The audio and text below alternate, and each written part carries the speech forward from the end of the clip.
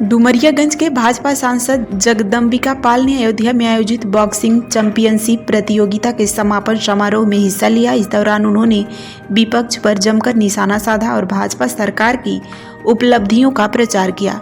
सांसद पाल ने कहा कि विपक्ष राम मंदिर निर्माण की तारीख तक नहीं बता पाया, जबकि भाजपा सरकार ने न सिर्फ तारीख तय की बल्कि मंदिर का भव्य निर्माण भी करवा दिया। उन्होंने यह भी बताया कि प्रधानमंत्री नरेंद्र मोदी 25 नवंबर को राम मंदिर पर ध्वज पताका फहराएंगे, जो ऐतिहासिक क्षण होगा। सांसद ने कहा कि अयोध्या से जल्द ही इंटरनेशनल फ्लाइट शुरू होगी, जिससे पर्यटन और व्यापार को नई गति मिलेगी।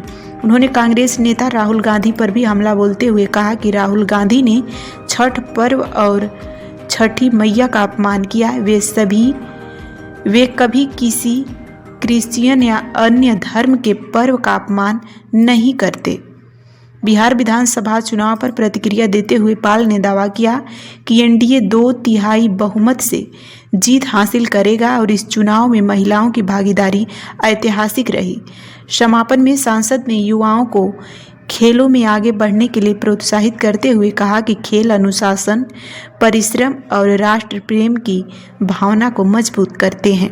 ये है ना कि जो कह रहे थे कि हम रामलला आएंगे, मंदिर वही बनाएंगे, तारीख नहीं बताएंगे, आज आप देखें कि जो जानते थे लोग कि असंभव है, और आज वो नरेंद्र मोदी जी के बनने के बाद जिस तरह का एक प्रयास हुआ उत्तर प्रदेश में योगी जी बने कि आज मर्यादा सदन संग्राम जो दशकों का था आज वहाँ पे स्थापित हुआ। मैं अभी परसों मैं भी दर्शन किया हूँ, 2.5 लाख लोग थे जिस दिन स्नान था। आप कल्पना से परे है, आज अयोध्या में इंटरनेशनल फ़्लाइट्स आने वाली है और रोज़ यहाँ से मुंबई, दिल्ली, कलकत्ता सारी जगह की फ़्लाइट है।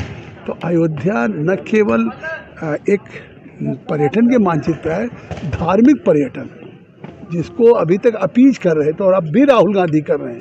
मैं कल पटना में था, लोगों ने कहा कि उन्होंने कहा कि ये छठ का पर्व नहीं ड्रामा है। तो मैं पूछता हूँ कि 36 घंटे जिस देश की नारियाँ निराजल व्रत रखती हों और वो नहाए खाए खरना के बाद सूर्य के अस्ताचल गामी के बाद अर्घ देती हैं और फिर सुबह भगवान भास्कर के उस सरोवर में खड़ी होकर के इंतजार करती, 36 घंटे की उस कठोर तपस्या का, उस आस्था का जो पूरे विश्व में आज लोग स्वीकार कर रहे हैं। आपकी आस्था सनातन में हो सकती ना हो, छठ व्रत में आपकी आस्था ना हो, लेकिन आप छठ का अपमान कर रहे हैं। अगर आपको हिम्मत है तो क्रिसमस का अपमान करके दिखाइए, किसी और धर्म पे भी इस तरह की टिप्पणी करिए। ये तो सहिष्णु धर्म है, इसलिए आप हैं।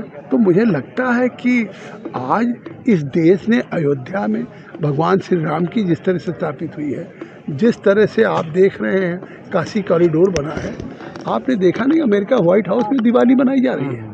तो इसका मतलब कि विश्व हमारे इस धर्म को, वो सर्वधर्म समभाव को स्वीकार कर रहा है और राहुल गांधी इसका अपमान कर रहा है। जिस तरह आखिरी सवाल, जिस तरह बात किया बिहार के चुनाव रहा हूँ और मैं आज इसको ऑन एयर कह रहा हूँ, 2/3 मेजॉरिटी से बीजेपी एनडीए बनेगी।